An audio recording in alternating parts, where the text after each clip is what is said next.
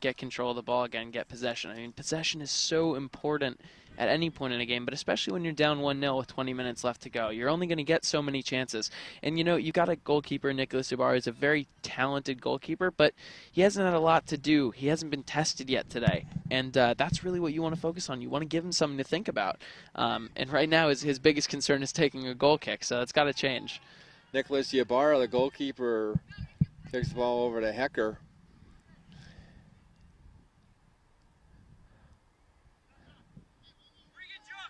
Sacha Hecker kicks it over near our broadcast location to Josh Edwards. Edwards being guarded by Takahata, gives it back to Hecker. Now a long ball, a couple attempts to hit it, and now cleared away by the Lions. 1-0, MCU leading with 20 minutes remaining in the second half. It's much better from Soka there, trying the counterattack. They look for Takahata's head. He nods it back, keeps possession. That's what you want to see. MCU looking for their 11th win of the year and to stay perfect, undefeated in the CalPAC Central Conference. Oh, a turnaround opportunity there. They couldn't convert, but the ball goes out to Smith. Smith, pretty much double team. So intelligent from Smith to look wide, and now the ball in. A flick on. Loose ball. Loose ball. And finally, Smythe able to fall on it. But how about Fernando Ruiz there, doing so well to stay after the ball. Not just the first bite of the cherry, but the second. I think he titled that sequence as Adventures in Goalkeeping. Exactly. Might have to make a DVD of that today. Smythe has been all over the place, but for large stretches of the match, keeping his team in the game. Ball goes out of bounds. Let's see.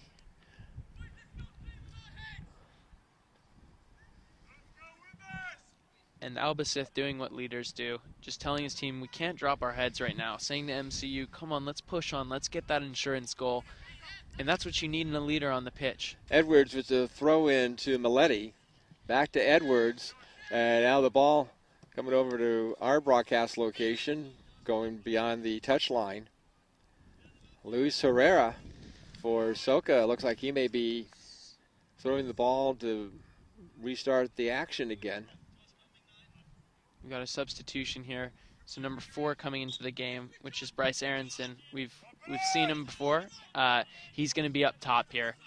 And Bryce Aronson is one of the players that you really want to watch for in terms of Soka, because he leads the team in scoring with 6 goals as Scott Smith tracks down the ball for the Mariners. And, you know, with 18 minutes left, that's what you need. You need that scoring punch. So they're really going for it here, Soka. Oh, loose ball, and Smythe hops on it. He's having one of those days where he spends more time on the fringes of his 18 than well inside it. But he's done well there. Yeah, I have to admit, you see goalkeepers, of course, always wearing kind of weird colors and whatnot. I kind of like the green that Smythe is wearing. It's very sharp. Yeah, very, very classic goalkeeping kit to you know, pick a solid green or yellow. Although in this case, you don't want to do too much yellow against CMU. But you know, it's not pink polka dots, is it? No, yeah, Ibarra, the other goalkeeper for MCU, he's kind of wearing, I think it's very, very dark navy, almost black, and then he's got black pants. So yeah, wearing the pants, a bold choice on a day as hot as today. But yeah, but not bad though. I mean, like I said, kickoff 70 degrees. That's about as good a weather as you're going to have, you know, during the 2013 season, especially after the last 2 telecasts being played in about 83, 84 degree heat. And a great chance there. Fernando Ruiz does so well to maintain possession, just nod it back. A true target man, the way he's playing right now, sends it back to Victor Algren, who's usually playing much more the target man role, but Algren follows up, has a go at goal. Can't keep it down, but, you know, turning nothing into something there. Very good. Hey, Zach, I find it kind of humorous. They have this backup net behind the goal. Hasn't done much, We've seen has about it? 3 or 4 balls sail over that. And, of course, that area behind the net there, that's the main driveway into the StubHub Center facilities. Here we say facilities plural because in addition to the 27,000-seat main stadium for soccer. They have a 3,000-seat track and field venue. There's also an 8,000-seat tennis center that's sunken into the ground. And, of course, at the far southern end is the indoor velodrome, also part of the U.S. Olympic Committee training program for cycling. It's quite a robust set of facilities. Yeah, Very nice and that seats 20 over 2,000, about 2,440. He's going up for it. Ball Victor header, Algren. and it's going to be grabbed by Smythe. But that's what we're talking about. Gonzalez it's taken some time to get into the game this half. He didn't have as much space the last 30 minutes as he's had in the first 45, but he's done so well there down the flank. And then Victor Algren, we've talked about this. He peels away from his marker, gets even the smallest amount of space, and gets a chance on goal. It's going to fall for him one of these times. But here comes Gonzalez. Great touch inside. He's still maintained possession. Got it, but finally he goes off of the leg of one of the Lions. But Gonzalez back in the game. He's one of those players where when he has the ball at his feet, anything can happen. But it's a question of can he check in and get that ball. Yeah, Scott Smith drops it off and now gets the ball back from, I believe it was Ruiz over there. Well, one thing, if nothing else, despite the fact that Marymount, California is holding on to this 1-0 lead with 15 minutes to play, is they're taking a lot of time off the clock by putting the pressure on the Soka defense and goalkeeper Danny Smythe.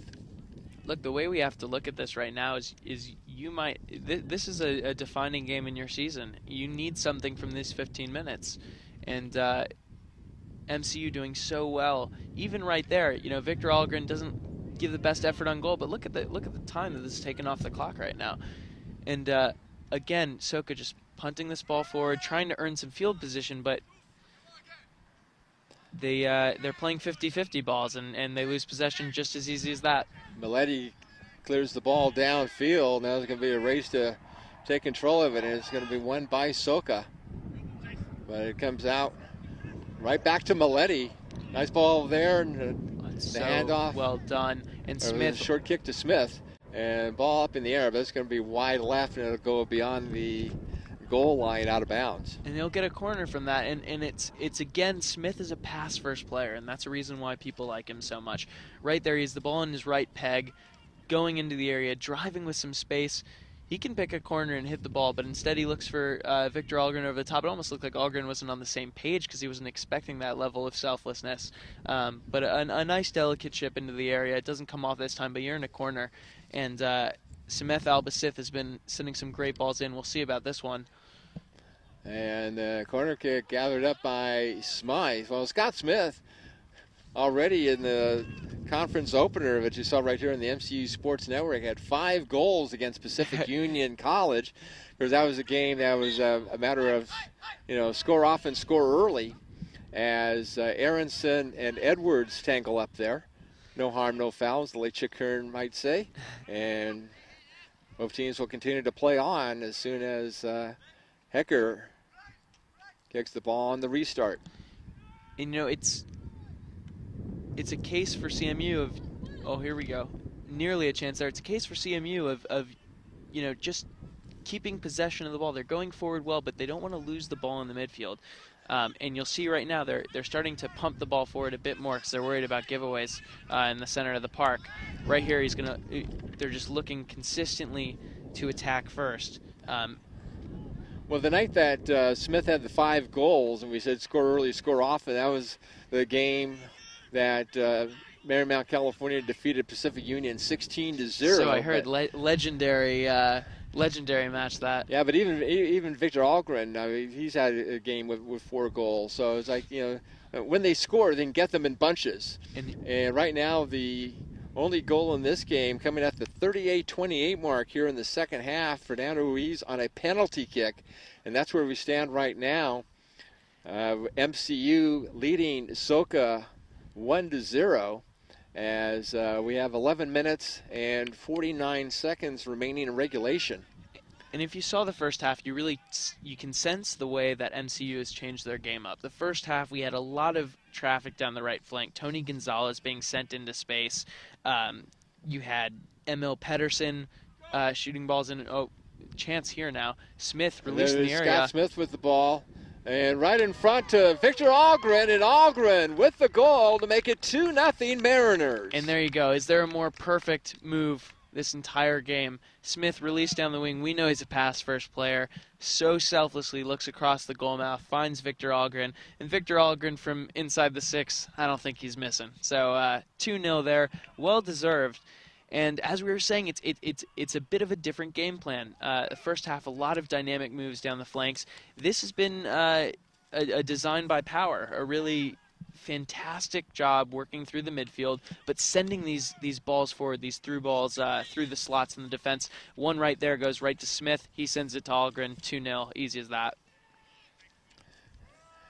As we said earlier, sometimes the old adage is the worst score to lead by is 2-0 in case the other team gets a goal, and then it becomes the game. But, time perhaps starting to run out a little bit on Soka. They've not been able to score so far in the match, and you're coming up on the 11-minute mark.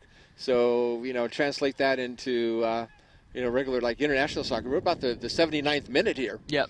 And it's time's running out for Soka. Oh, a fantastic almost a header again by Algren. knocked away by Smythe, and now the ball kicked out of bounds beyond the touch line. I say this without a hint of hyperbole. His technique in the air is world class. The way in which he's able to drive himself towards the ball and then flick it almost perpendicularly towards the goal. It just takes incredible timing and incredible athleticism. So good at that, Victor Algren. And he can do it with his feet as well, as he showed a few minutes ago. So just an all-around top-class player. And, of course, coming up on the 10-minute mark, and a win here by MCU would keep them undefeated in conference play. They would go to 11-2 overall. And I think it's probably fairly safe to say that, that they will be in the tournament with only 4 matches remaining. The question is whether or not they will go in as the number 1 seed, as the winner of the CalPAC Conference South Division, or whether or not they will be out kind of, I guess maybe for lack of a better term, at-large teams. Exactly. I think the NCAA basketball tournament jargon is appropriate here indeed. Oh, that's a fantastic touch there, and we might see Hacker go into the book here. Perhaps not. Oh, we've got a yellow for dissent, though. Looks like that one might have been to Smith, or maybe further behind him to the manager on the touchline. Not entirely sure. We'll get word of that. But the main thing there is Akira Takahata has not had the ball at his feet a lot today. And you see what he does when he goes 1v1 with defenders. He's so good at being able to shake himself free. It's just an absolutely brilliant touch there, and he hasn't had the ball at his feet at all. So it begs the question, what can they do to spring him free? Well, the answer is probably, send him into space where he can go 1v1 with a defender and feel comfortable dribbling the ball at them instead of fighting for 50-50 balls with defenders who are a lot taller than him. I don't know if you can hear it on our microphones as you're following the game. You hear some noise. We have a helicopter overhead just passing right over field number 5 here at the StubHub Center in Carson. We've got also some movement on the pitch as a gentleman on the coaching staff of MCU has been sent off. So the sad walk to behind the fence, only mere yards away from the pitch, he'll have to take right now. But the referee is drawn a very clear line today that he doesn't want to hear anything from the touchline, anything from the players when it comes to contesting his calls. And we see right there that he was very serious about that. And because of that ejection, 9:24 remaining as the clock is stopped, a corner kick coming up for Soka. And it looks like it's going to be taken by Christian Mera, a junior midfielder from Miami, Florida, out of Felix Varela Senior High School. So the corner kick on the ground. And there it goes it is. Into the net. Fantastic. And look at that. It's Akira Takahata. And what have we said all game? Put the ball on his feet and something will happen. We've been playing it, Soka's been playing it to his head all game. He hasn't had a sniff, and it's in large part because he's playing against players who are a lot taller than him. He's playing against some great athletes in the back. But when you get it to his feet, the kid really can do something, and he shows right there. It's a great ball across the face of goal also by Mara. Well, Zach, we said, the worst score to have is 2-0 because the team can get a goal and it's a brand new ball game, and that's exactly what happened. After Algren scored at the 11:26 mark, all it took was 2 minutes and 7 seconds for Soka to get on the board. Yeah, and the momentum really does matter here, but so does managing your cool. Right now, Soka's trying to get under the skin of MCU. And they're kind of succeeding, They're too. doing a very good job of it, and the key is right now, keep a cool head. I mean, we don't want to see any handbags here. We've already seen a coach get sent off. The number one thing for MCU right now is keep 11 men on the pitch, and keep them mentally engaged. Keep them at a point where they can help you out, and part of that is not getting carried away with your temper. An interesting move here is they're sending some center backs up, Hackers up there in the area. They're going to play a long ball forward, see what they can get from this one. Yeah, the ball kicked by Albacith. And it falls in the area, and that's a brilliant finish. And there you go. Number 21, Emil Pedersen. He can play midfield, he can play outside back, and right there he turns in the area and shows a bit of class up top too. Yeah, that took him all of 56 seconds after the Takahata goal for Soka. So now it's 3-1 in favor of MCU. And here we had a scoreless first half and 4 goals here in the second half, all in about the last 30 minutes. But what a response. And that's what you want to see if you're a manager. You want to see your players respond to conceding a goal in the right ways. And part of it was the impetus to go forward. They send someone like Sasha Hecker up the field. That's not a normal move when you're up 2-1 in such a crucial game with only 8 minutes left. You don't need that insurance goal as much as you need to hold on. Credit to them for going for it, taking the game by the scruff of the neck, getting a flick on in the box, and then Pedersen does the rest. Just absolutely brilliant from MCU. And Zach, I think probably at this point, MCU, I mean, granted they'd like to get another goal, but leading 3-1, really like to take as much time off the clock as they can. Absolutely. As it's down to about 7.5 minutes to go. Yeah, you keep the ball in these situations. Knowing MCU's proclivity for going forward, it's probably not as much in their DNA as it would be in mine, but at the same time, they're going to keep the ball here. I've harped on possession a lot today for both teams. MCU's done the better job. They've won the possession battle in the midfield, and it showed. They've been able to take their foot off the gas at times. Now's one of those times, but you don't want to take your foot off the gas mentally. You want to make sure that you stay in this game. You make smart passes. You make smart runs. And most importantly, you don't get caught too far up the pitch where you put some pressure on your defense. Well, now it's time to watch the scoreboard clock quite a bit as we run down towards the end of the game. 6 minutes and 49 seconds to go as the ball is put back into play. Nice job cleared away by MCU as Fernando Ruiz watches that ball go out of bounds. And we've got players out there in Soka that we've been watching, like Tanner Chadwell, who've been relatively neutralized, not through any fault of his own, but they haven't been trying to find his head. He's really the aerial threat. They've been trying to find Takahata and players like that. So Edwards moves the ball downfield to Algren. Algren, being guarded closely by Edgar Cruz, puts the ball over towards the goal mouth, but a little bit too far as the ball skips beyond the, almost beyond the touchline, but actually kept saved in play. But there's nobody there for MCU to poke the ball back into the net. And that'll work for MCU right now. You keep possession of the ball, you take some time off the clock, a dangerous chance. That's very well done from Algren. Unlucky to not find someone at the far post, but Gonzalez is there. He takes care of business, and they get a chance out of it. So not bad at all. And, it's almost a full minute before Soka can get the ball back down the field. Like we were saying, Soka needs to do what they're doing right now, find Takahata's feet. Well, there's an example there. It was going to be kicked away by Fernando Ruiz. 5 minutes, 27 seconds to play in this contest. 3-1 in favor of Marymount, California University over Soka University of America. We were talking about Harrison not having, much to talk about, as far as really action in this game. as Yabara stops the shot. He leads the team with 6 goals, but Akira Takahata, who is on the board for the Lions, coming into this contest, 5 assists, 62 shots, and 29 shots on Not goal. too surprising. And now he can add a goal to that as well. Indeed, and he had a shot right there. I mean, it was well cut out there by Nicholas Ibarra. Hasn't had a lot to do, but he's stayed in the game and really kind of understood that right now his job is just to have safe hands. Concentrate on each shot as it comes to you.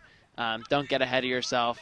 And he's done a very competent job. Very good stuff from Ibarra Milletti clears the ball downfield, but it goes beyond the touchline. Jason Milletti wearing that green armband on his left arm. He is the team captain. And he's showing it today. He's been very composed. Between him and Albacith, they've done so well at telling the team to manage the tempo, keep possession of the ball, really keep Soka on the back foot, and you need those leaders out there. I mean, in some ways it doesn't matter who wears the armband because you want to have 11 leaders out there. You want to have a bunch of people who listen to each other and who lead each other effectively, and that's what they have. They have this chemistry, MCU, and it really shows on the pitch. But between Milletti and Albacith, you have 2 very special players there who understand their coach's philosophy and put it on the pitch. Albacith on the restart.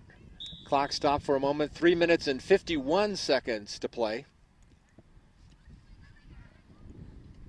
Oh, Smythe having to dive. Talk about the flying squirrel. It's a great punch. But now an opportunity for the Mariners to try to score again, but good defense by the Lions to clear the ball. When Albacith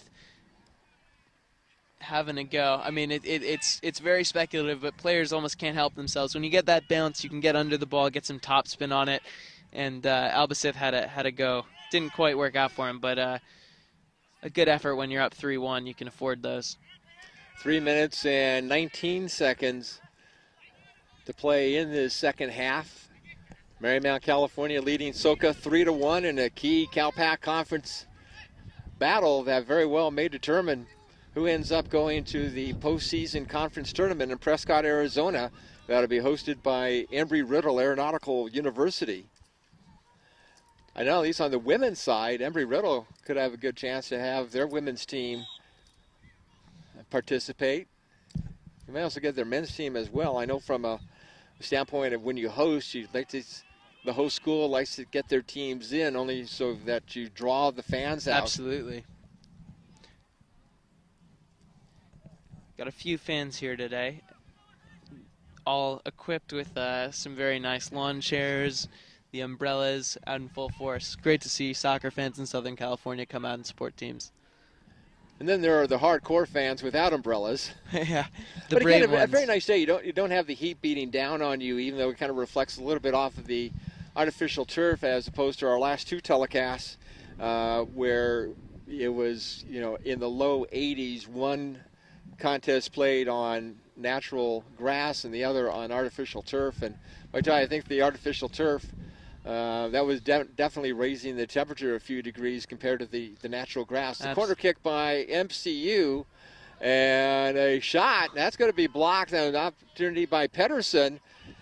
Clear ball. It's going to be tracked down by Josh Edwards over to Jason Milletti. And that's soccer IQ right there. Edwards to Milletti, out to Albacith. They know, let's get this ball wide, let's stretch the lines, and let's have an effort from the outside. Well, Smith with a header, and it's kind of designed to go back to him now. Jim Erickson just kind of moves the ball forward over in the corner. Tony Gonzalez comes out to Algren. Algren kicks the ball where it's grabbed on the far side of the goal by Smythe, and he kicks it out towards midfield. 1 minute, 38 seconds remaining. MCU leading by a pair, 3-1. That's a fantastic through ball from Smith, and we'd expect nothing less based on his pedigree and what he's shown today.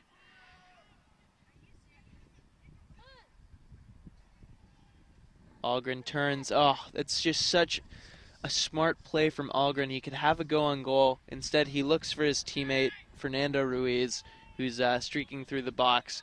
And this team's just an incredibly unselfish squad. You got to love it. Even though Danny Smythe, as he kicks the ball to put it back into play right over towards our location, he came into this game with 41 total saves, even though he's given up 3 goals in this one. And a battle between Erickson and Takahata. Josh Edwards throws the ball into Pedersen. 45 seconds remaining. And if the Mariners hold on, they will go to 11-2, and they will stay undefeated. Not bad. At I believe 9-0, because the two losses were non-conference action to Biola and to Westmont. And a shot on so goal. well That was opportunity there. Ever so nearly from Jim Erickson, Yeah, I was but gonna say, so well done to slip him Milletti in with there. the header could have gotten it in there easily, and then the ball's taken on the fly by Smythe, who quickly kicks downfield. Now the 10-second countdown should be commencing from the far side. It says it all about this game. Last 3 minutes, couple through balls, couple chances in the box. They're up 3-1. They don't need to score, but they want to. And a chance for the buzzer beater. Not quite going to get it off. So with triple zeros on the scoreboard, Marymount, California University wins 3-1 as the Mariners now go to 11-2 overall, 9-0 in the CalPAC Conference. They're the only undefeated team, and they now have 27 points. And with the victory today over Soka, it pretty much wraps up probably any kind of invite that they need. They probably have punched their ticket to Prescott, Arizona, with 4 matches remaining. Our man of the match today is actually, we're going to call it the men of the match. You really have to credit the MCU defense throughout the entire contest. Absolutely. They kept a high line. Tons of great offensive performances, even from members of the back line. I mean, you had Emil Pedersen, who was playing outside back for a large chunk of the game, get on the score sheet. And then so great from Sasha Hecker to in both boxes, really give the team the boost that they needed with his athleticism and his command of the area. Fantastic work. Zach, thanks for being with us Thank on you the so much broadcast for having today. me. Zach Goldman making his debut here on the MCU Sports Network. So the Mariners with a 3-1 victory over the Soka University of America Lions. Now for Zach Goldman, our camera operator Robert Linkrim, David Smock saying so long from the StubHub Center in Carson, California. Once again, today's final score, Marymount, California 3, Soka 1. Good night, everybody.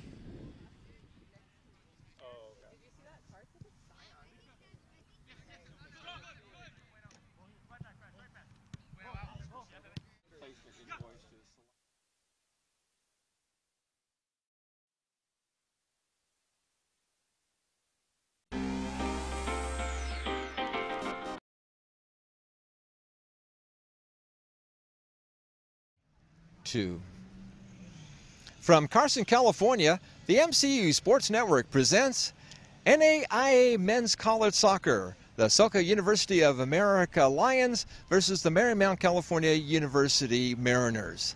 Hi everyone, alongside Zach Goldman, I'm David Smock. Welcome to field number 5 here at the StubHub Center in Carson, and the site of today's California Pacific Conference men's soccer match, probably one of the key matches we're going to see this season in the CalPAC. Absolutely. 2 top teams, 2 teams that are really going at it. It's a litmus test for both. If you're MCU, you know that your ticket to the tournament is all but punched. If you can get 3 points today, you're in. And for Soka, really, it's a last chance to dance in some ways. You need something from this game. If you can get 3 points, great. If you can get 1 point, that's fine too. But you got to get something from this. And a lot of quality on the field, 2 well-coached teams. I'm looking forward to a great battle. And, of course, one of the players to look for Soka is Bryce Aronson, leads the team with 6 goals. And also their goalkeeper, Danny Smythe, 41 saves so far this season. Absolutely. He's a kid, Danny Smythe, who he needs a leash sometimes. You leave him unchained in the box, he's going to try and punch everything, try and catch everything. But that's also, you live and die with that. He's a player with tremendous quality, tremendous heart, and hopefully keep a 0 on the score sheet today. It would be nice if he could keep a clean sheet for Soka. Bryce Aronson's a guy who, when he gets the ball at his feet, he can make things happen. He's got Akira Takahata next to him up top. They work well together, and they're going to need a goal today to take care of MCU. And, of course, for the Mariners, Victor Algren was recently the CalPAC Co-Player of the Week, and now we have the reigning CalPAC Conference Co-Player of the Week in Scott Smith. Yep. 2 fantastic players. Victor Algren is an absolute beast in the box. He's someone who, when he gets his head on the ball, 9 out of 10 times it's going in the net, but he can also use his feet as well. He makes darting runs in the box, high-energy player. And in Smith, you have a guy who's not only a midfield general, but he's a pass-first midfield general. He's not a guy who's going to be selfish with the ball, take a lot of shots up top, start yelling at his teammates. He's always conscious of what his teammates need in the moment, always mentally, physically giving them a boost and guiding them on the right track. It's the Lions and the Mariners on the MCU Sports Network.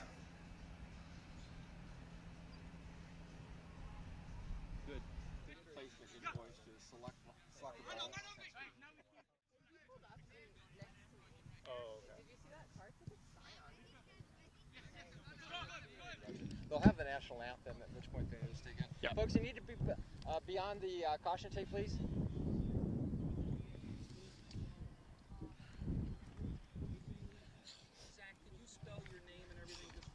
Sure, yeah.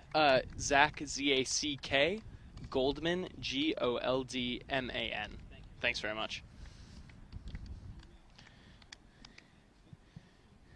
What you want to do when they do the national anthem? You go ahead and take your headset off right Okay. now. They'll do the national anthem here. Take your hat off. And I forget where they put the flag. Imaginary flag.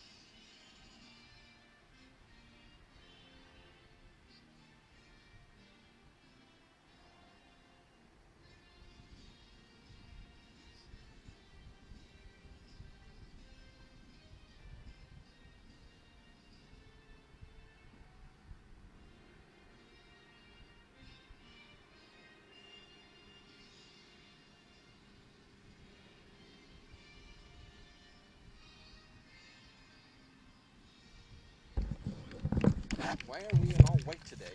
Yeah. We're not supposed to be in all white.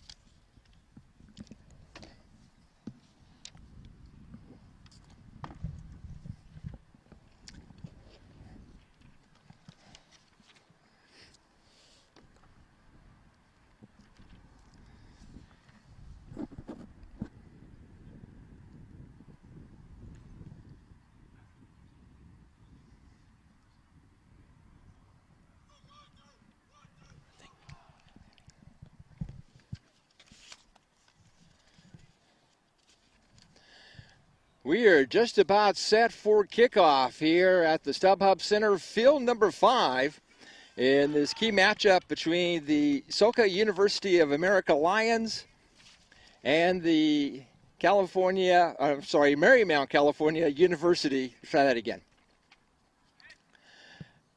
Just about set for kickoff here at field number 5 on the campus of the StubHub Center next door to California State University Dominguez Hills for today's game between the Soka University of America Lions and the Marymount, California University Mariners. The Mariners wearing their white uniforms with blue numerals instead of the blue and gold as the opening kickoff.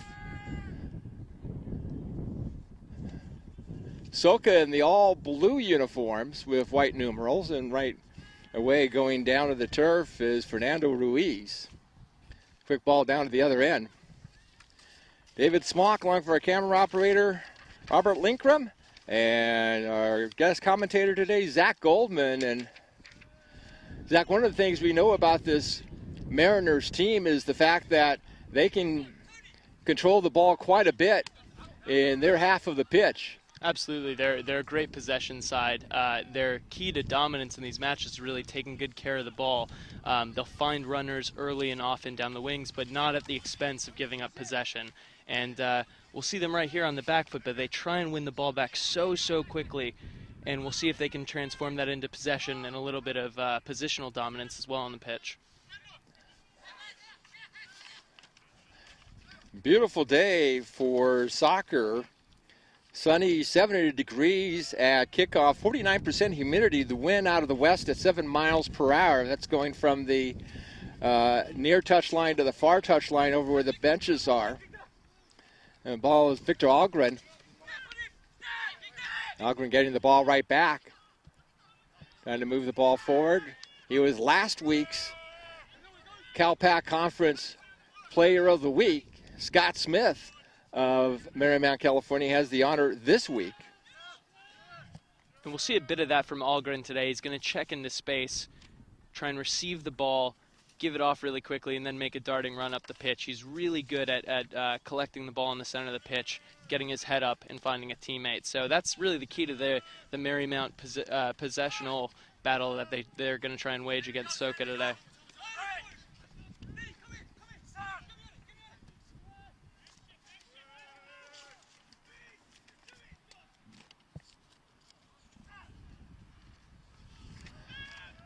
Just underway here. We still have 42 minutes and 45 seconds remaining in the first half. College soccer a little bit different in that the scoreboard clock is official. The referee can stop the clock just like they would in American football, so there's no added time or anything like that. The other thing that's a little different from international and college soccer is when you have a substitution, a player goes out. Well, in international or Major League Soccer, they're done for the day. But here in college soccer, a player can leave the match and then re-enter later. Absolutely, and it's used in very cagey and tactical ways, so we'll see if they employ that today, but I gather if it's as close of a game as it looks like, the substitutions will be very much in earnest today. Gonzalez getting the ball to Sameth Albaceth. Albaceth over to Gonzalez, and Gonzalez has the ball go out of bounds. So there'll be a throw-in coming up for the Soka University of America Lions. They're located in Orange County in Laguna Niguel.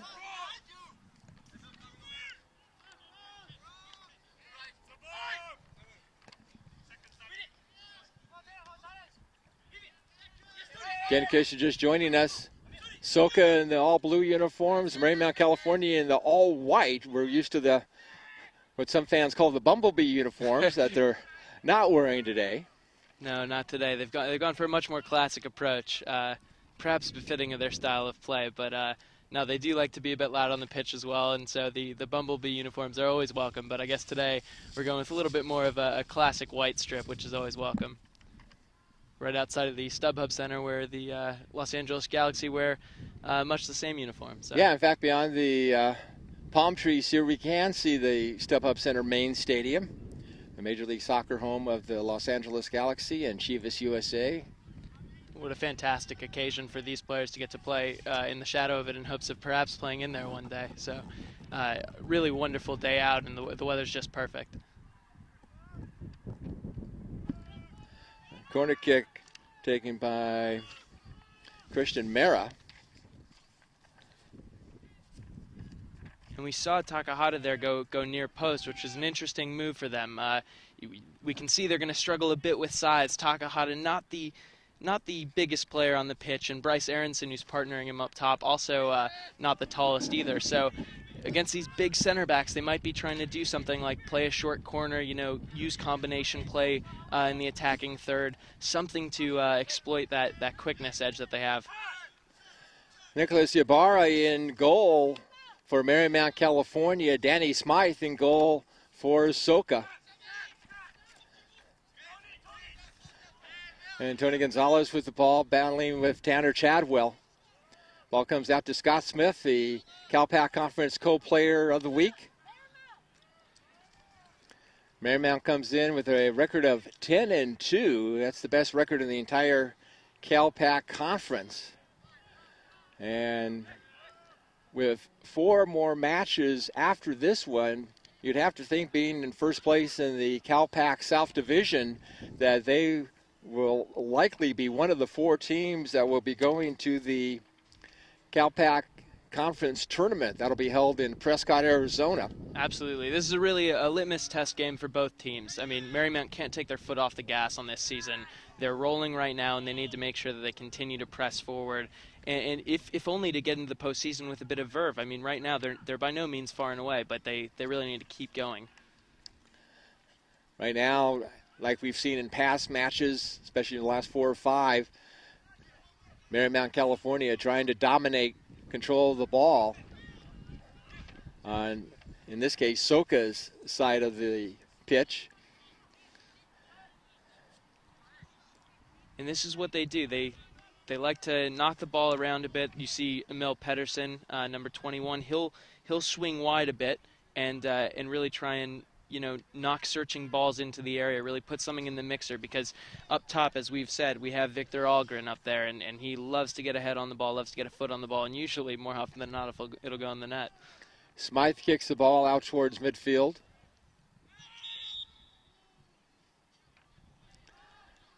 So 37 minutes, 55 seconds to play here in the first half. No score. That's what Soka likes to do. We've got these two very quick, very rapid forwards up top, and they'll just knock it straight off to each other, try and confuse the defenders, make them make a decision early, and try and dive into the ball and spring their teammate loose in the attacking third.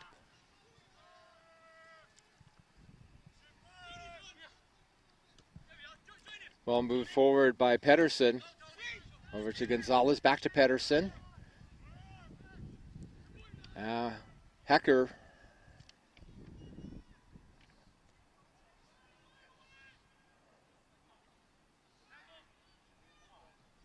And the first shot on goal for the Mariners, handled easily by Smythe. But it's a great dig from Sameth Albacith. He's a prototypical box-to-box midfielder. He's very responsible on both ends of the ball, but he'll have a knock from 20, 30, 40 yards and see if he can find the corner. Right there, the keeper equal to it, but the right idea, especially early in a match. In the last couple of matches, he's contributed a lot, picking up several assists. Absolutely. So he's a playmaker, just like you said, Zach. Absolutely. He does it all for them, and he's really the engine of this team. You'll see him, between the 18s, really the motor running this engine that is the Marymount, California University Mariners team. You might pick it up over on the adjacent field. There is, it looks to be a lawnmower, but I guess maybe that is all grass.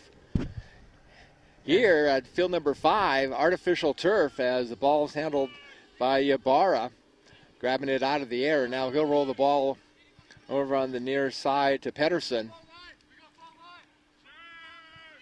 Back to Hacker.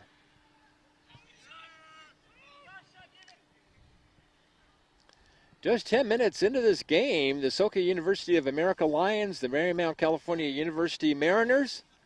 David Smock, Zach Goldman, and our camera operator, Robert Linkram. Great to be with you here on the MCU Sports Network. Forward ball to Gonzalez, goes into the net, but he's already called offsides.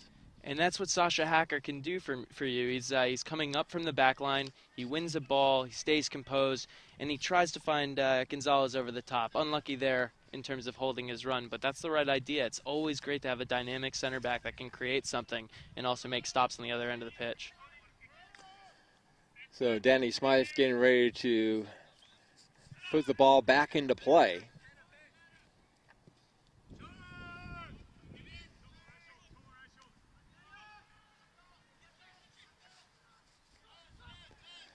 Well, compared to some of the heat that the Mariners have had to play in on some of our telecasts today, is probably as good a day for weather that you could possibly hope for. Absolutely, yeah. This is perfect Southern California soccer weather. I mean, both teams have a lot of international players. This is what you come out here for.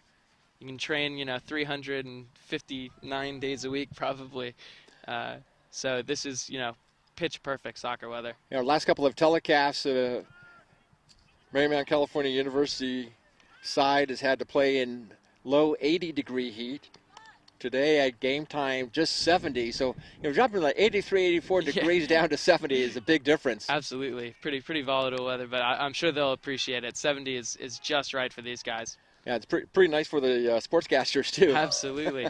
We saw there Sameth Albasith with another fantastic ball. Just no look passing right here. He'll look to get it what? Oh, he surprises us with an inside ball, but great vision. And Fernando Ruiz getting over to Gonzalez, but the ball will sail out of bounds. Very close to our camera.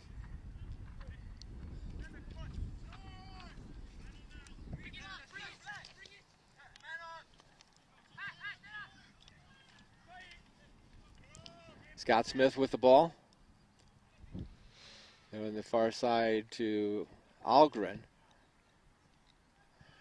So between Victor Algren and Scott Smith, back-to-back weeks, California Pacific Conference Players of the Week. It's a stacked deck right now. The pitch is filled with talent, and we can see the quality. There's a good pace to the game early on, moving the ball well. Not a lot of cheap giving up possession. Really high quality soccer. Well, we saw in our last telecast with Embry Riddle, we had last year's newcomer of the year and freshman of the year playing for the Eagles. So you're right. There's a lot of talent throughout the entire CalPAC conference. Absolutely. Fantastic punch there from Danny Smith. And the way that this Soka team can attack in transition, the counterattack is well and truly on for them at all times. And really, you get the feeling that's how they're going to find their spots against this Marymount team, because, with a team that really bosses possession the way they do, you don't get a lot of opportunities. So it's got to come at a fast pace.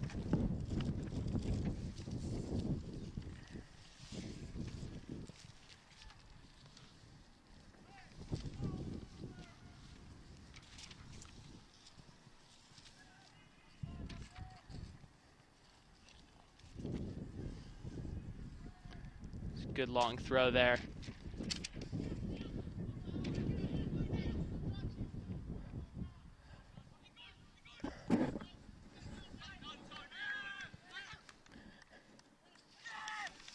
Well, initially headed by Cruz. I'm trying to track him down. On the other side is Luis Herrera, I should say. It's a great touch through. And again, that's where they're going to make their mark, trying to spring Akira Takahata deep into the Mariners' defense. If they can just get the touches a little bit tighter on that flick, they'll be golden. It's all about timing for them today. They're going to pick their spots ever so carefully as they counterattack and make sure that they remain defensively sound on the other end of the pitch, because, seeing this Marymount team fly at you, that is, highly uncomfortable for the central midfielders in the center and the outside backs, who are abandoning for the ever so slight moments to get forward in the attack. Zach, I don't envy the person who has to go find that ball. No, not at all. Yeah. Some of the shrubbery there totally disappeared. Might have a tennis player helping us out. Yeah, I don't think it's going to be very easy to find. Almost 15 minutes gone here in the first half. The Soka University of America Lions and the Marymount California University Mariners. No score. And brilliant searching ball there from Sameth Albasith again. And there's Victor Algren. We've talked about him popping up in the area, and it's a brilliant ball in, nearly connecting. Yeah, he wanted to try to head that in and just kind of missed the header attempt. Yeah, just a little bit too far, but that's what it's about. It's about getting quick combination play, making sure that the defense is unsteadied and finding a free mark in the box. But that also comes, again, from a counterattack, kind of going the other way. We've talked about the dangers of Soka getting too sucked into a counterattack, too sucked into venturing forward, and what that leaves in the back is defensive frailty, and we saw them nearly pay the price right there. You're watching NAIA soccer, action in the California Pacific Conference, right here on the MCU Sports Network. Smith with the ball, trying to move it forward. Comes to Gonzalez, back to Smith, and now cleared away by Soka. Hecker trying to fight for it. Control the ball, taken by Akira Takahata, and now the Mariners have it back once more. Zach, let me get your take. You watch a lot of soccer. What about the pace of the first half that we've seen so far? Oh, it's brilliant. You know, a really high level of tempo, high level of energy from both teams. And what you see a lot with games like that is teams don't take care of the ball. There's a lot of transition play, a lot of turnovers in the center of the park. But today, anything but. I mean, really solid combination play, really good link-up play going into the attacking third. The danger for me that I see for both sides is committing numbers forward, in fact. Just the fact that maybe it is a bit too high tempo. It is still early on, but we've seen quite a few counterattacks for both teams, and it's hard to imagine that won't pay off on a hot day like today as we enter the second half. Luckily, it is the college game. There are substitutions available. If players do get tired, you can haul them off and put someone else on. But it is a really high tempo, and it's impressive to see. That's exactly what you want to see in a game. Yeah, even though we rave about the temperature here, and again at kickoff it was the forecast called for 70 degrees here. You know, 70 degrees, and you're running up and down the pitch. It's not easy, I can tell you. All of a sudden it can be a little bit hotter. Something else that's probably worth noting, and we don't have scientific fact on this, so just trust us, but I think with artificial turf you have kind of a heat reflection off of this as opposed to natural grass. There's some rubber, exactly. Yeah, I mean, it's hot any way you slice it down on the pitch, but yeah, if you take a tumble, you'll certainly feel it. It's like a microwave out there. And so because of that heat reflection, actually probably for the players, it seems hotter than it really is. And Smythe's having to go up and in a collision. And Smythe very well may be injured. And looks like colliding with him was Victor Algren. And now all of a sudden a couple of Soka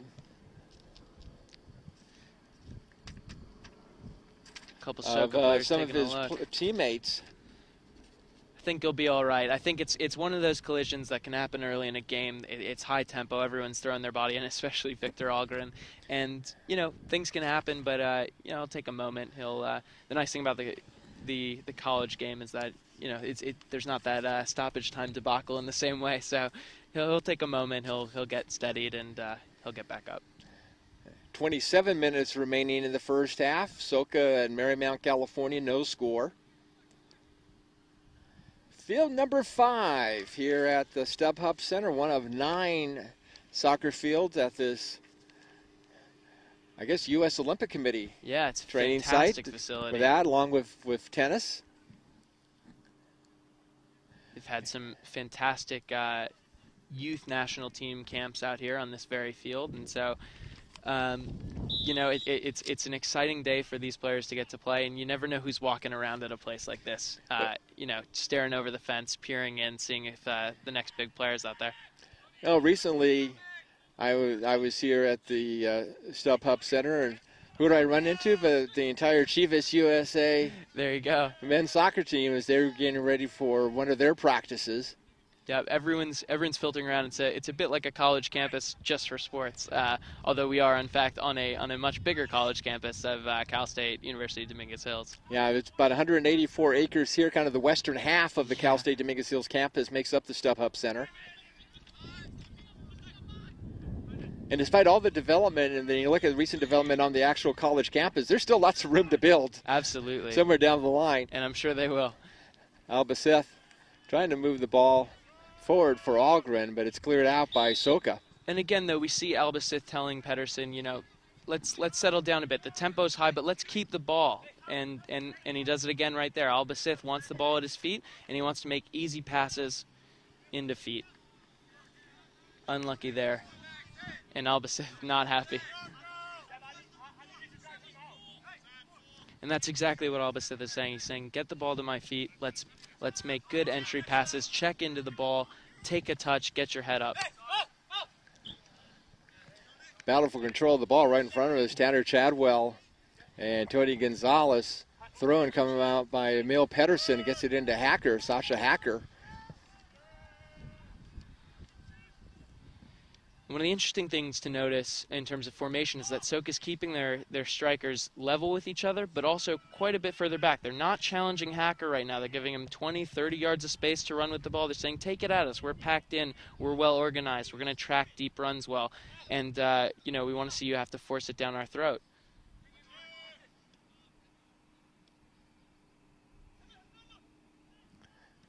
Fernando Ruiz trying to turn the corner there, but he's marked off the ball. Now ball comes back over to Gonzalez. He clears it over on the far side.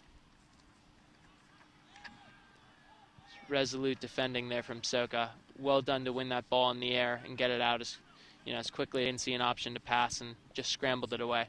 One of the Lions that we've noticed around the ball quite a bit for Soka is Christian Mara. Yeah, Christian Mara is a very talented player. He's going to have the ball on his feet quite a bit. It'll be an interesting midfield battle because he's going to have to do a lot of checking back today. He's got Smith and El Basif, who are going to be coming at him, and he needs to stay well organized, help his other midfielders really kind of stay packed in, stay tight, stay vigilant, and keep their head on a swivel. So before he can go forward, he's got to make sure he takes care of his homework in the back. Just a brief stoppage of play here. I think they're going to take. Yeah, I was kind of back. wondering why they did that. The clock is still running. I mean, why there's a delay. Yeah, it seems as though he's having some words with the coach. Perhaps the ball wasn't settled when he attempted to take the kick. So we'll have Smith kick it off again, and we'll see.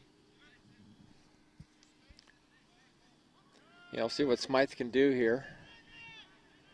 It's good to see that he was able to stay in the game. You never want to see an injury to a player on either side. No, definitely not. Wow, Ybarra coming way out of his goal mouth, goes all the way over near the far side. And maybe too far, in fact. It looks like the call is that he was out of his 18, in which case we'll have an indirect free kick right here from Soka. Yeah, being outside of the penalty area. We saw Ybarra in the telecast with Embry Riddle, and he's not one who's anchored to the goal. He will move around. Yeah, a bit unchained. You live and die with that if you're a keeper. We'll see him make probably a spectacular save today because of that, and you just hope that he doesn't get burned by it too.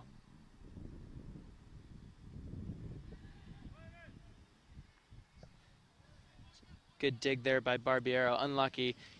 In that kind of a position, it's hard to get it up and over a wall, and he elected to go through it, which, in some cases can come in handy, but it's rare that that'll make it all the way through. Sunichi Muto with the throw-in. And I'll go right out of bounds once again, and I think it'll be Muto who will toss the ball back into play once more. It's a great throw. It's very valuable. I mean, it's almost like having a corner kick, the way he has those long throws, really gets him in the area. Great flick there. That was a great quick header by Chadwell. Yeah, Tanner Chadwell is really getting up for these today. They don't have a lot of size, Soka, but he comes in handy. Unlucky there from Bryce Aronson. You're in that kind of a position where your feet are set, the ball's bouncing high. It's very difficult to do anything if you can't swing your leg much higher than that. He's not the biggest player, so it's about resetting your feet, getting your knee over the ball, and really just having a go at goal right there. He kind of reached for it, just went straight over the top. Emil Pedersen with the ball. Moves it over onto the far side. The Mariners doing a pretty good job of controlling the ball, but really neither team right now having much in the way of scoring opportunities. There was one shot on goal we saw, but that was waved offside. And other than that, it's been kind of a battle for control of the ball so you can attack offensively. Absolutely, and I think the last 5 minutes even we've seen a little bit of a tempo change, a sea change, so to speak. The Mariners are very good at keeping themselves under control. We've seen Albacif tell his teammates, keep the ball at your feet, have a concerted build-up where you're not going to give away possession, and that seems to be their MO at the moment. They've got Pedersen wide open here. They're going to take a short goal kick, and he's going to take his space here. Yeah, in fact, on the left-hand side of the pitch, there's like 5 Mariners and only 2 or 3 Lions. Yeah, they need to. If you look at the way the Soka backline set up right now, it's almost indistinguishable from the midfield. You've got 6 or 7 people on the backline, and that's due to the Mariners really doing some great pressure, some great forward runs here. Albacif. The ball turning over to Smith, back over to Pedersen, back to Albacif. Albacif Moves it forward in there for Ruiz. Ruiz now with a shot jumped by Tony Gonzalez, and that's not going to go. And unlucky there from Tony Gonzalez. He had the last touch and he knew it, and so it's now a goal kick, but he does well to get himself in an attacking position there. We saw Fernando Ruiz try and make a turn. Couldn't quite make a clean turn there, but there was Tony Gonzalez to just clean up the mess and ended it with a shot on goal. So anytime you can salvage a chance like that, it's fantastic. And it comes from Gonzalez just having that slightly deeper, slightly more delayed run to pick up any scraps that are found along the way. Well, a little sportscaster secret when it comes to soccer, we usually try to recognize them either by shoes or by face. And I suppose Gonzalez and Ruiz standing side by side don't look a lot alike, but I think when we see them running up and down the field... Yeah, it's hard to keep track. When you see the Gonzalez hair, though, and the Gonzalez boots, it's a little bit easier. Moving quickly with the ball is Jason Maletti. Gets it over to Gonzalez on the far side, being guarded by Chadwell. Now the Mariners moving the ball around. Albacith trying to move it forward, but it's going to be cleared out towards the circle. And that was all set up by Maletti making a great run forward. It's not something you always see from him because he's tucked out on that left wing that hasn't gotten a lot of play, hasn't gotten a lot of ball to his feet. He came in centrally, got the ball to his feet, and then went from there. That's a good effort from Albacith there. Again, we've talked about him. He's always going to play the searching ball. He's not a guy to play the easy pass always in the attacking third, but he's very, very good with the ball at his feet. 17:27 remaining here in the first half. Still no score. The Soka University of America Lions versus the Marymount California University Mariners on the MCU Sports Network. Ball goes off of Pedersen. Now if it is Tony Gonzalez, but the ball goes out of bounds. Quick throw in. Goes into Albacith. He tries to push it forward. And ball goes up high. Back to Pedersen, to Albacith. Now this is where you see the Mariners kind of trying to set up an offensive play. I mean, it's Tony Gonzalez. They were being very patient, and you get the feeling that some of them just want to fire it a little bit too quickly before they get a clean look here. Smith gets into Algren. Algren trying to track it down, keep control of the ball. Now on the far side, and that's going to be kicked out of bounds by Soka. But it's so good here from MCU to the way that they use Smith and Albacith next to each other. They always know where the other one is. They're not playing level with each other. If you'll notice, they're playing off each other's shoulders. So Albacith is now going up. Smith will stay behind. When Smith goes up, Albacith stays behind. It's a great balance to their attack here. Pedersen tracking the ball. Over to the corner. A little header, but that's going to be wide right. It's a great ball, though, and that's what they need. We haven't seen a lot come from the left flank, but on this right wing here, whether it's Pedersen, whether it's Gonzalez, we've got a lot of people serving searching balls into the area and really seeing if they can get ahead on it. And, you know, they've come close a few times. We'll see what they can get from it as this game goes on. I was trying to check. I think that was Algren. Yeah. On the header attempt there. I believe it was. Algren's he's getting up for him today. And it becomes a case of, can you find a yard of space? I mean, this guy is deadly when he finds that space, but you're not going to find that so easily today. Soka's done a really good job resolutely defending. Nice order there by Pedersen to move the ball forward to Ruiz. Now Smith.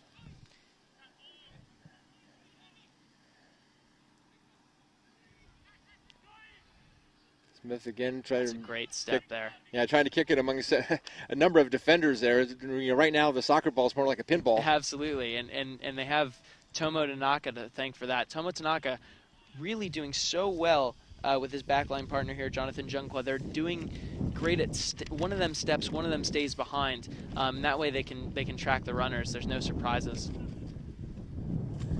Breeze picking up here, blowing from the near touchline over to the far touchline where the benches are. Feels nice. It's just kind of blowing a lot of things. We saw one of the pop-up tents on the far side go down because of the wind here, but not all that breezy, just kind of gusts from time to time that pick up. You may be able to hear that on our headsets, and we apologize for that.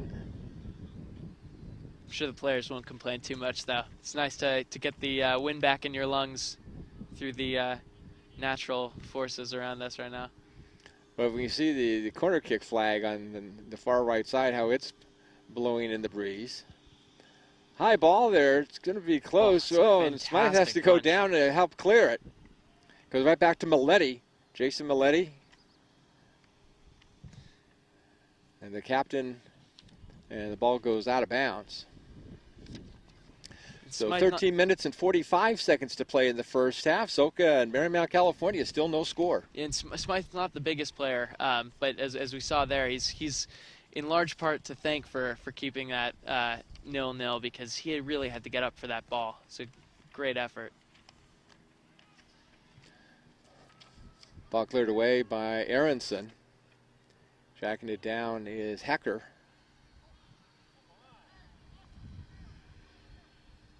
Hacker looking for a foul there, not going to get it. Bit aggressive, but when you're near the touchline, there's no need for that. But to call a foul might be a bit much there. And Maletti trying to move the ball forward again goes out of bounds. Went off of one of the Soka players, so it's a throw-in for the Mariners.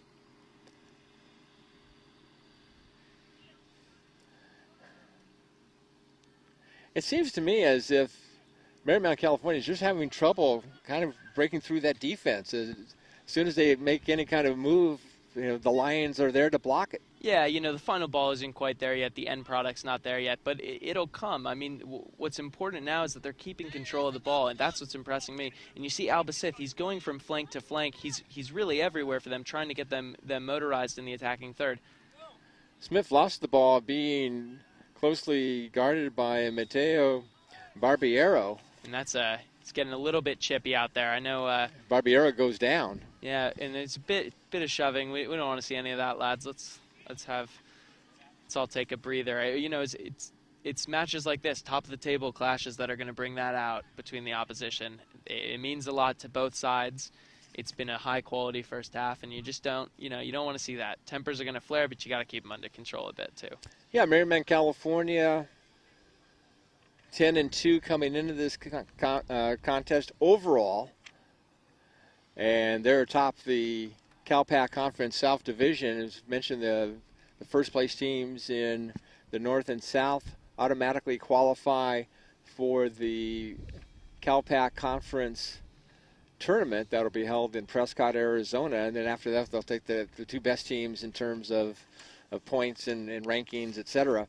But we think that a win here against their geographic rival would probably go a long way. We really thought not too long ago that this match would be for first place, but Soka's lost a couple of matches, and Marymount, California, all the more crucial now, really, for Soka, because it's last licks time. If you're not going to win your side of the conference, you've got to make sure that you're in number 3 or 4, and that does not go by geographical orientation. There's no north or south number 2 spot in the conference tournament. It's just the overall number 3, the overall number 4. So they've got to pick up something here, and I think that's contributed in large part to the way that they're playing. They want to make sure they don't lose this game. I mean, credit to them, they're going forward, but when you get down to it, you're playing the top side in your side of the conference. You want to make sure that you stay composed in the back and you defend before you go forward. 1 point wouldn't kill them today, and especially against such a good side, but it's not going to be easy, and they've got to make sure that they try and pick up that point before they pick up 3. Yeah, Marymount, California firmly in first place and about a 2-game lead in the standings. But, that doesn't mean much. In terms of the standings, for those of you who may not know, in the CalPAC Conference, you get 3 points for a win, 1 point for a tie, and naturally 0 points in a loss.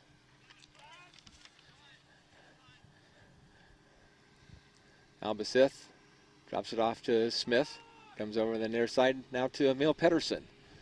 Pedersen moving the ball into the box. An attempted hitter there, missed, and the ball's cleared out.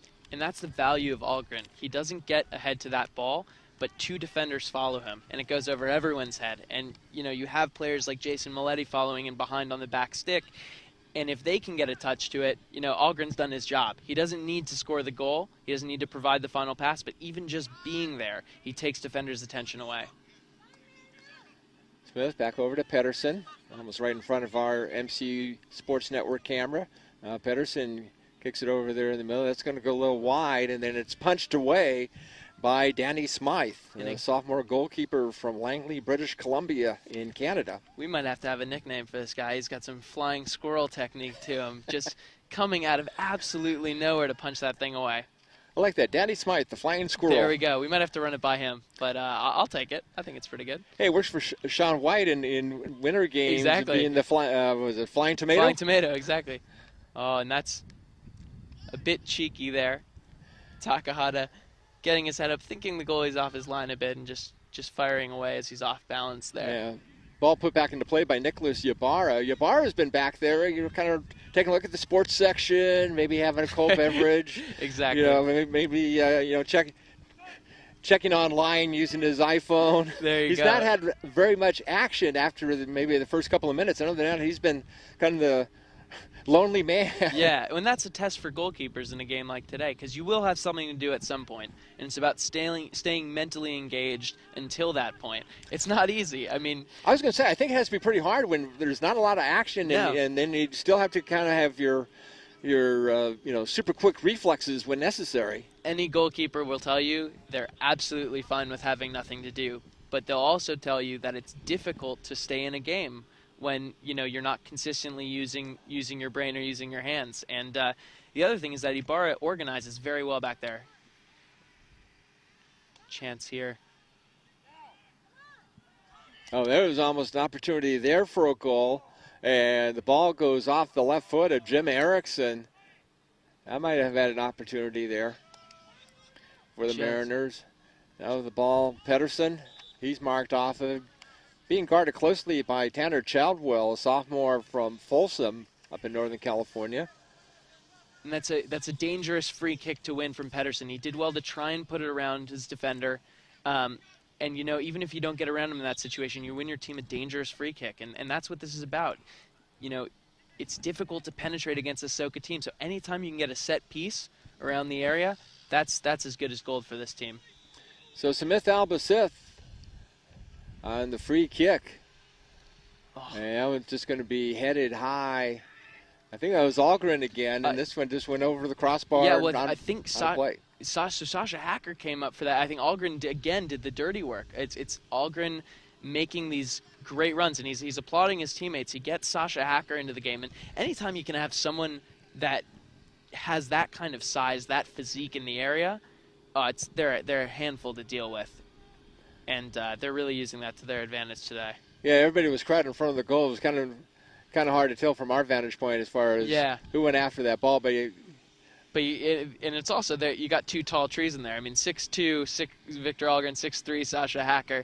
It's not easy to tell between the two of them who gets on the ball. Ball kick forward. Tony Gonzalez trying to track it down, but it's going to be cleared away by Chadwell first, out of bounds.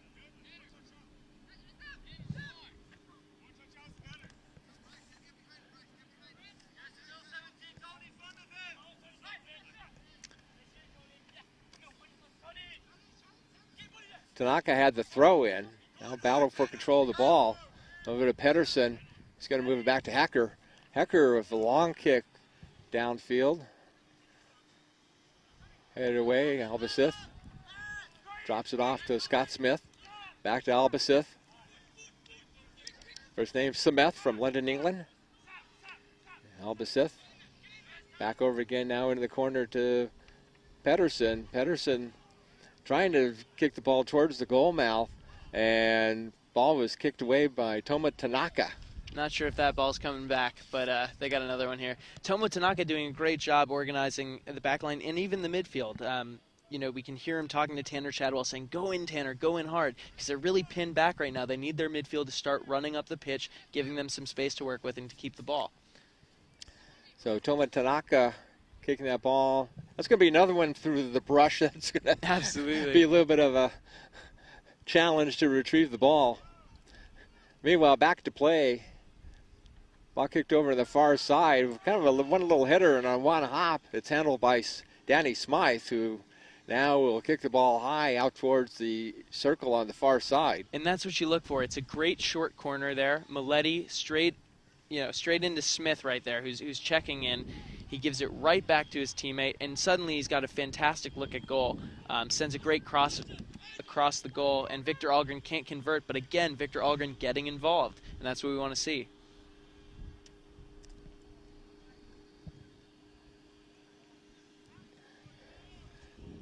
Under 4 minutes to play here in the first half, actually 3:55 remaining. Soka University of America and Marymount, California University, still no score in this CalPAC South Division showdown. Geographically, the two closest teams to each other in the CalPAC, with Soka located in Laguna Niguel and Marymount, California, at least their oceanfront campus in Rancho Palos Verdes. They also have a waterfront campus in San Pedro, and of course their lakeside campus up in Northern California in the Lake County town of Lucerne. A lot of campuses there, a lot of beautiful sounding campuses. Smith with the ball through traffic, moves it forward, but it's going to be kicked away by Edgar Cruz. I thought that was going to go out of bounds, but it managed to stay within the touchline. And it's been a good last 5 minutes from Marymount here. A few corners. Albacith on that last corner really drove the ball across the box, very dangerous. And Smythe again equal to it. That's the kind of keeper you want who's going to take charge. When he says it's his ball, it's his ball. So the Flying Squirrel doing some good work again. Sasha Hacker. And now whistle blows, and I think there's maybe concern about the players. Looks like the trainer's coming out. We'll see who they're going to take a look at. I think I'll double check for sure. But I think it's Algren who may have just had a little bit of a knock there. yeah, Victor Algren.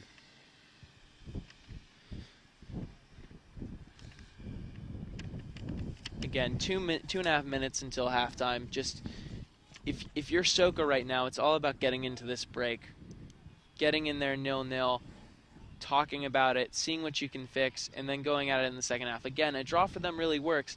If you're at Marymount, a draw, of course, works for you in the standings, but it's a litmus test game. You don't want to be dropping points when you dominate a game this much.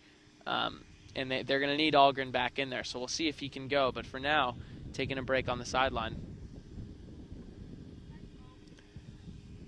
So clock stopped with 2:25 to play in the first half. Looks like substitution as Akira Takahata goes out.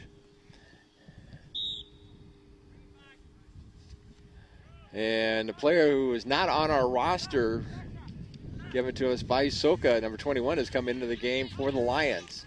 Right in front of us, Pedersen with the ball, gets it out to Sameth Albacith. Albacith around a defender, trying to feed it to Smith. Smith trying to take control.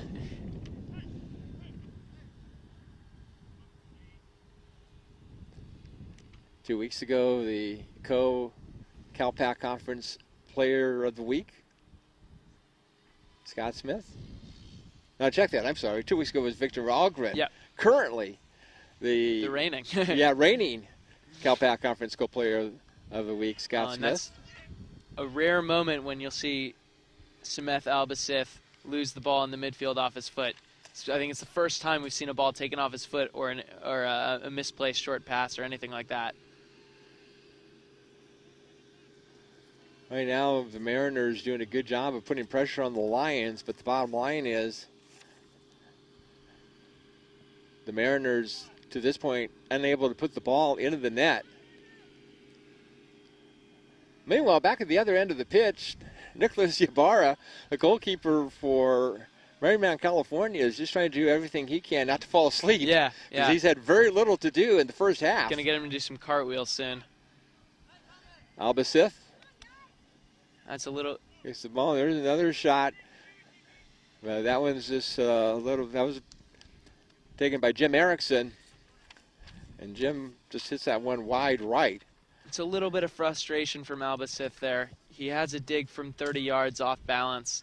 it's not what you want to see when you're flooding the area with numbers. You've got a lot of players in there to look for, and he just has a crack at it. Time's running out. He wants to have a shot. Worse things have happened, but could have been a bit more productive there. Ball cleared away by Tomo Tanaka. Now coming back, taken over by Gonzalez for the Mariners. In case you're just joining us, Soka in the all-blue uniforms and Marymount, California in the all-white uniforms. Yeah, we're normally used to seeing the Bumblebee uniforms and 000 on the scoreboard. Halftime. Field number 5 here at the StubHub Center in Carson, California. The Soka University of America Lions and the Marymount, California University Mariners, no score.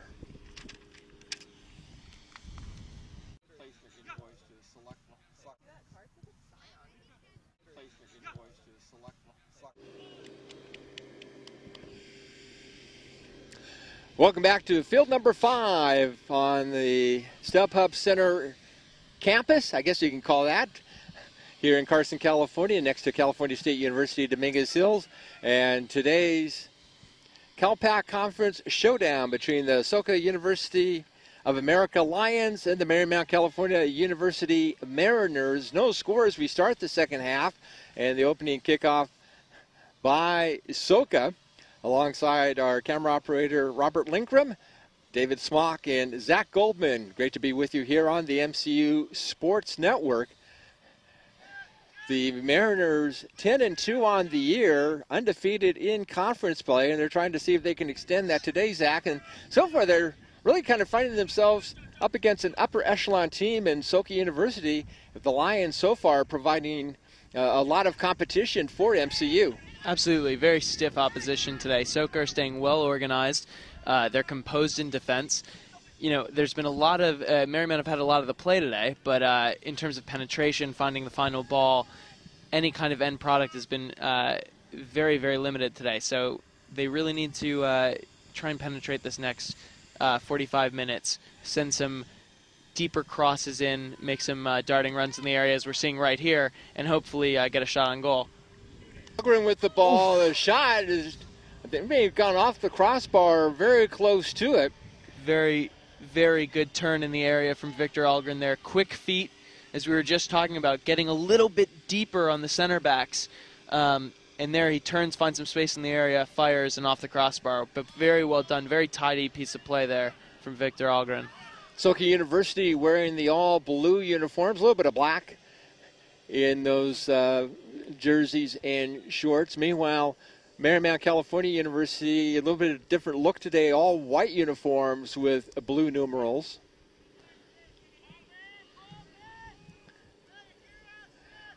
A few opportunities by both teams to score in the first half, but not much of one. And we were kind of in jest joking a little bit about all the time Nicholas Ybarra, the goalkeeper for Marymount, California, has had in the first half, because he was basically kind of like the unforgotten goalie. Not much action coming his way, as the Mariners did a good job of keeping the ball in Soka's half of the pitch.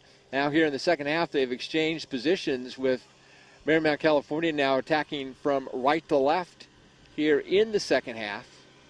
A win today by MCU, I think, would probably be enough to guarantee that they will be one of the 4 teams going to Prescott, Arizona. 4 more matches left after this, but considering that they're the only team with 10 wins overall and being undefeated in conference, that's pretty much today could seal it. Now, if they lose, again, they still have 4 more matches, including a key rematch here with La Sierra coming up. So all is not lost. Now ball inside the box. That one's going to be cleared away. Smythe had to go up for it, and then one of his teammates managed to knock it out. Here's Muto, and Muto kicks it way downfield. And it's going to be offsides, as Akira Takahata, senior forward from Yokohama, Japan, tried to track that one ball. Now Smith Albacete on the replay as he gets it in to Hecker. I should say restart, not replay, but restart. And when it hits the side of the net. Beautiful weather here at the StubHub Center. At kickoff, it was 70 degrees, 49% humidity. Wind out of the west at 7 miles per hour. That's blowing from our broadcast position across the field over towards the team benches. And at times, it's obviously felt stronger than 7 miles an hour. We've had gusts, I'm going to guess on past experience, maybe in the 10 to 15 mile per hour range. A corner kick coming up for the Mariners, and Jason Milletti will have the CK, and that one's going to be cleared away. It's well done to get in that position, though, to get that corner kick from Gonzalez there, and then early ball in. And Smith was just wide right. Nice job by Milletti, and also contributing over there was Victor Algren. But a fantastic near post run there from Smith, and that's what we're talking about. It's about getting yourself into positions where you're facing the goal, you're near enough where you can have a dig, and you can pick a corner. So it's not these speculative efforts from 30 yards. It's not sending a ball in, a lofted ball in 18 yards from goal. You really want to get deep into the box, have a dig at goal, and see what you can do. Milletti kicks it into the goal mouth. It's going to be knocked away by Smythe. He has time to get back up and into position before the Mariners can put a foot on the ball. You mentioned earlier, we were saying that these two teams are geographic rivals. Well, that's a fantastic shot nice there. Nice shot on goal there. Jim Erickson. Milletti tracking it down into the corner, and it goes out of bounds. Anyway, we were saying that Soka University in Laguna Niguel, that's one piece of information, but based on the official information we've received from Soka University of America, they are located in the city of Aliso Viejo down in Orange County and 400 feet above sea level.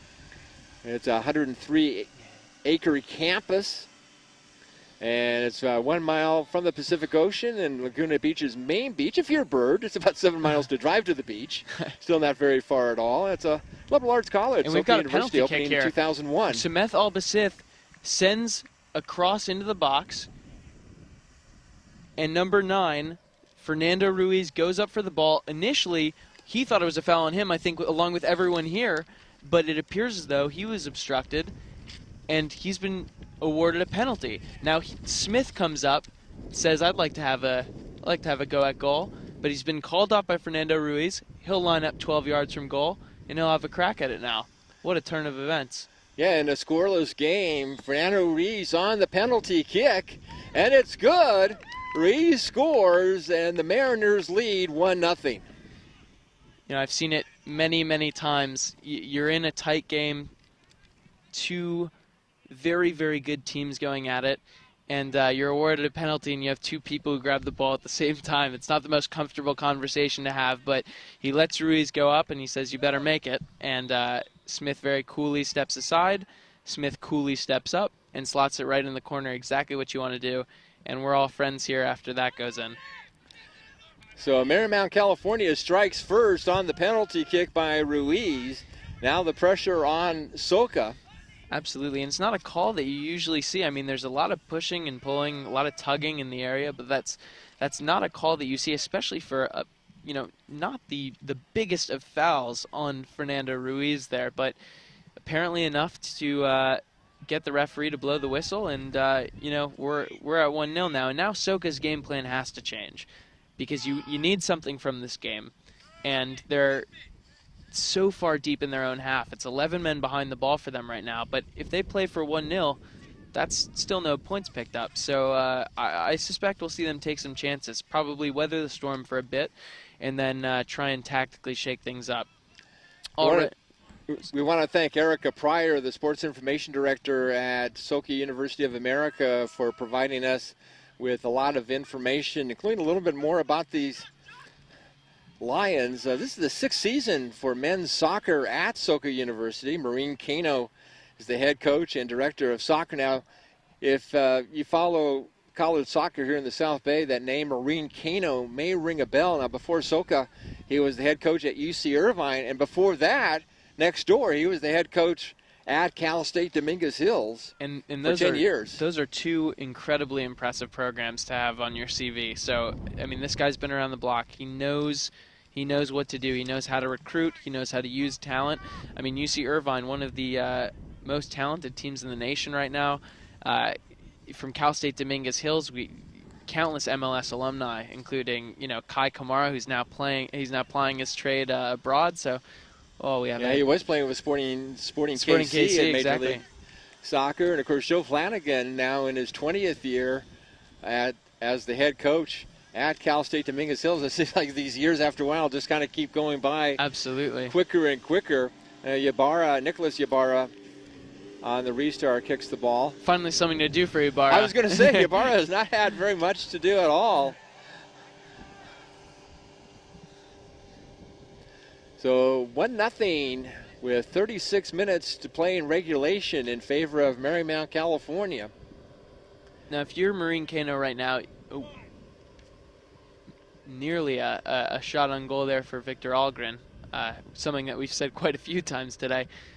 Ball still in the area. Yeah, a shot on goal by Albacith, and it's handled by Smythe on the fly. Albacith always popping up in these great areas. I was just going to say that I think for Marine Kano, he's been here before. He's surely been in situations where he needs to push the pace of the game, and it's not an easy conversation to have. But I think what we'll see is these two strikers really need to get further up the pitch, need to challenge these center backs. Hackers got all day to play these balls forward.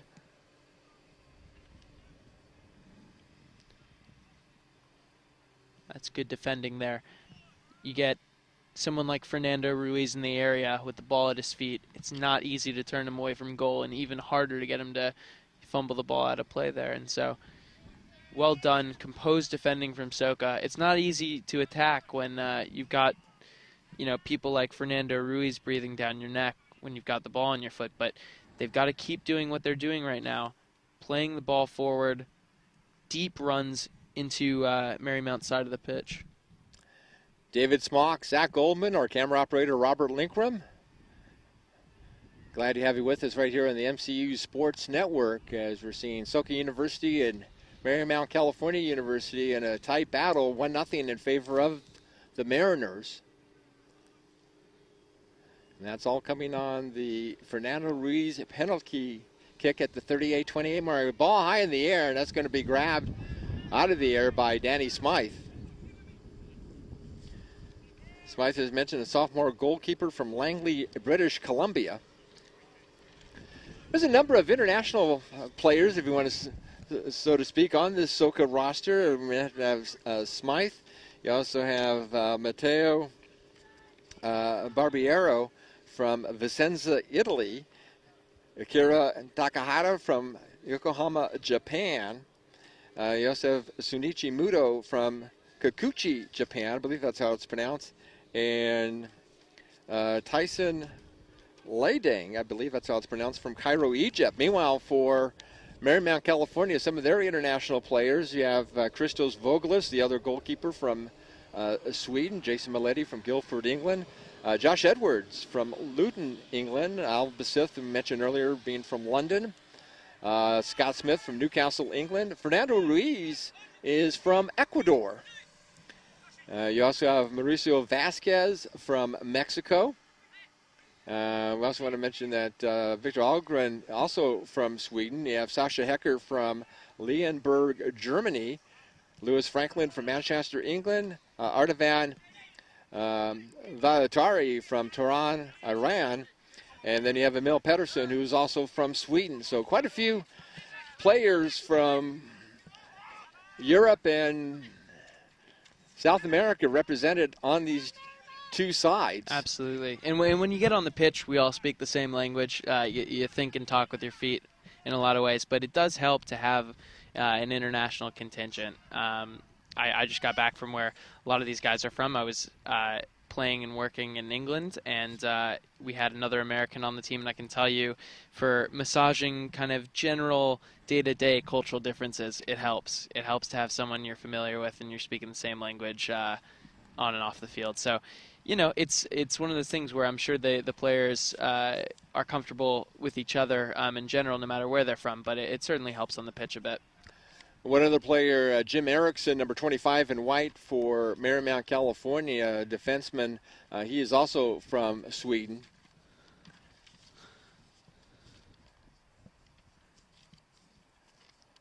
and there's not nearly enough high tempo uh, both sides of the ball right now from Soka. I mean, Marymount has all day right now to play this ball around the back, and they're doing just that. Josh Edwards on the ball now. He can take his space. He can pick out a pass, and he does Trying to right feed there. the ball to Milletti, and Milletti moved off the ball by Muto, and it goes out of bounds. Just a little hint of a handball there from Muto, but the referee shakes his head, said, "You already got one today. We're not going to give you another."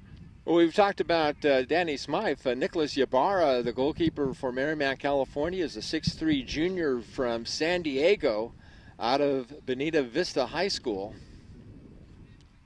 And a corner kick coming up for the Mariners. Alba Sith looks like he's taking it. Alba Sith puts it into play. And again, Smythe doing so well to come off his line there.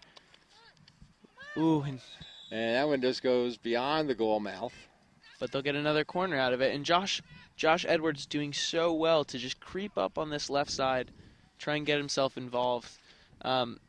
In some ways, for a game like today, the best defense is attack. Marymount's keeping the ball in the opponent's half, passing it around, keeping possession, and that's all you can really ask. I mean, the easiest way to relieve pressure on your defense is to maintain possession. So, doing a very good job today.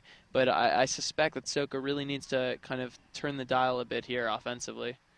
Jason Milletti with the corner kick for Marymount, California. 30 minutes remaining in the game, and the Mariners with a 1-0 lead as the ball is kicked back out to Milletti. Milletti marked off the ball. Now the ball in the air, punched away by Smythe, and this will go beyond the touchline out of bounds. Smythe so quick off his line again. It's incredible the way he just has this sixth sense when he sees the ball in the air. He's going up with two gloves, punching it away. Quick throw in by the Mariners. They have one on the board. They'd like to get another one, but not that time as Smythe snatches it in mid-flight and now kicks the ball downfield to put it back into play. Fernando Ruiz's penalty kick at the 38-28 mark here in the second half. The lone goal on a penalty shot. And that's the difference right now is the Mariners lead Soka University 1-0. And it's not going to cut it for Soka right here. We're playing this long ball out of the back. And from the moment that ball hits the air, it's 2v4. You got your two strikers against four defenders. And, you know, with their size disadvantage, it's never going to end well. It's fantastic combination play. Yeah, Erickson trying to move the ball, but Smythe will just go ahead and gather it up. And again, that's Alba Sith. That's Alba Sith having the presence of mind to show square for his teammate, get the ball into his feet, and then ever so quickly try and thread a through ball through the seams in the defense. Very, very good. Very great player there. So Jim Erickson, normally a defender, had a chance there to get a shot on goal. Quick substitution here, it looks like. Good for Soka to get some fresh legs into the game right about now, and we can see we've got a few players warming up, and they'll undoubtedly come in as the minutes run thinner here. You know, college is an interesting game. You're so used to when you're watching the pros to you know, try and conserve your substitutes, get 3 subs, but here it's not really the same mentality. You've got a lot of room to work with, and if someone's struggling, if someone's, you know, huffing and puffing out there, you really want to get someone else in there who can turn the tempo up. We've got a yellow card caution here. It's going to be to number 2, Edgar Cruz. One would think not just for his actions, but for a bit of dissent there. You know, it's the college game. Respect's a big part of it, and the referee's cutting it out now so that for the next 27.5 minutes he doesn't have to deal with any back talk. The precedent has well and truly been set. Clock continues to run here on field number 5 at the StubHub Center in Carson, California. 1-0 in favor of Marymount, California. Maybe 1-0, as we want to say, as the Mariners lead the Soka University of America Lions. And a ball up in the air towards the goal mouth, and a collision. Follow-up shot's going to go wide left, but Smythe collided with one of his teammates, and they both went down to the turf. And that's the danger with Smythe. He does so well to punch there, but he punches to the center of the pitch. And when you have a guy like Smith on the other side coming to collect that second ball at the top of the 18, he'll have that, probably 5 or 6 times out of 10 have an open look at goal with his head from 18 yards out. It doesn't connect there, but something for Smythe to think about. Let's aim for the sides of the pitch, try and get the ball in the channels instead of the top of the 18. Right now, both teams kind of playing keep away in the middle of the field, for lack of a better description. It needs to be that for Marymount right now. They need to maintain their handle on this game. And, they're going to goal very well, but the most important thing is to keep the ball right now. Well, they always say the most dangerous lead to have is 2-0, because sometimes you can give up a goal and all of a sudden it's a ball game. But I think Marymount would take 2-0 right now. But I was going to say, I think next to that is maybe a 1-0 lead, because obviously Soka could get the equalizer as Maletti being marked off the ball and cleared away by Soka. Again, cleared away to the center of the pitch. It's not what you want here. Giving the ball away so cheaply and then setting yourself up for another high-pressure attack. Scott Smith with the ball, tries to feed it in the middle. Over to Algren. Algren's shot is over the crossbar. What great combination play, though, around the 18. Tidy 1-2 touch soccer. It's exactly what you want. And then puts it on Victor Algren's left foot, not too far from the goal, has an open look. Just leaning back, needs to get his weight on the front foot, knee over the ball, have a lash at goal, but not bad at all. No, I was going to say it looked like it only sailed over the crossbar, maybe by about a foot or two. Yeah. With a striker as deadly as him, in those kinds of positions, 9 times out of 10, he's going to pick his head up and pick out a corner. That time, he just kind of had a crack at goal, which is certainly acceptable when you've got that much room. But I wouldn't bank on him missing that twice. Soka University trying to see if they get something going on offense here, and challenge goalkeeper Nicholas Yabara, minding the nets, or net, I guess singular, minding the net for Marymount, California. Again, in case you're just joining us, Soka in the blue and black uniforms, Marymount, California in the all-white uniforms with blue numerals. And that's a case right here of Soka getting let off the hook, because they play a ball forward. It's 1-on-4, and luckily enough, they win a throw-in deep in their opponent's half. But what you want to do at this point, we're 25 minutes till the end, you've got to keep the ball on the ground. You've got to start taking some risks, but calculated risks, not just pumping the ball forward, but really trying to put some combination play together. And ball cleared away by Marymount, California after the throw-in by Soka. The Mariners leading Soka 1-0. As Zach just mentioned, under 25 minutes to play, actually 24 minutes, 15 seconds to go. It's interesting, we think back to the first 5-10 minutes of this game when it was a little bit more even. Soka was counterattacking so well, and now they're trying to get a little bit of a semblance of that back. Find the outlets. No foul there, but Erickson strips the ball away. Now Scott Smith for MCU. And he gets it over to a teammate and back to Smith. Smith trying to go the long route, put the ball right in front of the goal mouth, and it looked like it went off of one of his teammates, blocked by one of the assistant referees. But yeah, Fernando Ruiz, I believe, gets his head in there. It's an interesting outlet run. It's so good from Smith to get to the byline, and then he has the space to take a touch inside, and that allows him to open up his hips a bit and send the ball across the face of goal, not even square, almost behind himself, and nearly set up his teammate for a goal.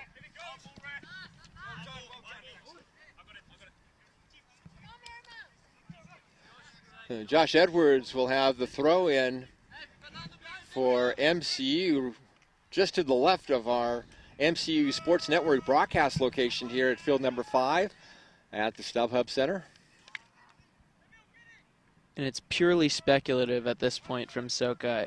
They're not asking nearly as difficult a question as they need to be right now, which is, can you defend us in droves? Can you defend us as we come at you with speed, with the ball on the ground? Right now, it's pumping a lot of balls forward to to Takahata, and seeing if he can get on the end of it again right here.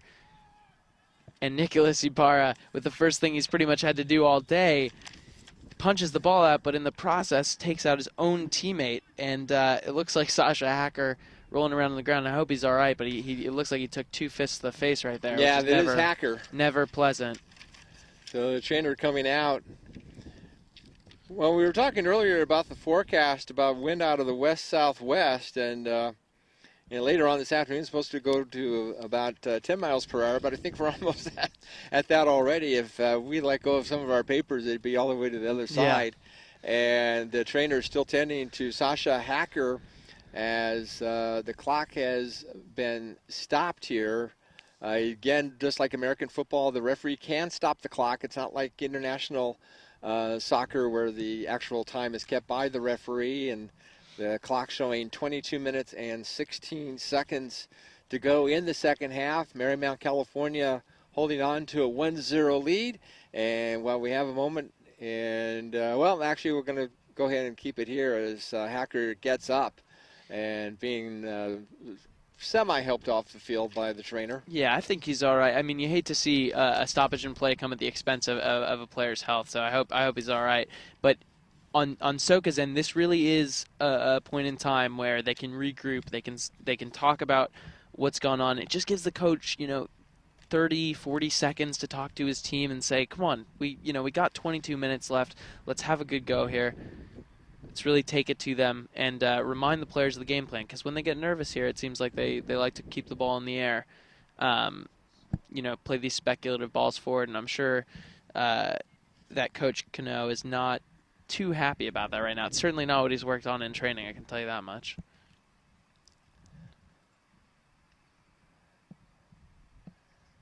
So we'll see here, probably get a drop ball that Soka will send back to the keeper, and that's good. That's what you like to see. Fair play, a tenet of collegiate athletics right there. So restart after the injury to Hacker, and hopefully, or Hecker, I should say. It's almost like an H-E-A. Yeah. H-A-E-C-K-E-R is the spelling. So what that would actually be if I think he's got an umlaut over the A potentially. So yeah, I'm sure he gets it butchered all day long in this country. So and I guess if it's pronounced Hacker, I guess that would be butchering. Yeah, exactly. Yeah. Another way of describing there you go. But a very talented soccer player for MCU, and hopefully he's going to be okay and can continue to play, which we see him now is staying on the pitch. So it's moments like these. Soka's got the ball in the attacking third. They need to keep it. But right here we see a flick forward, and that's just so easy for MCU to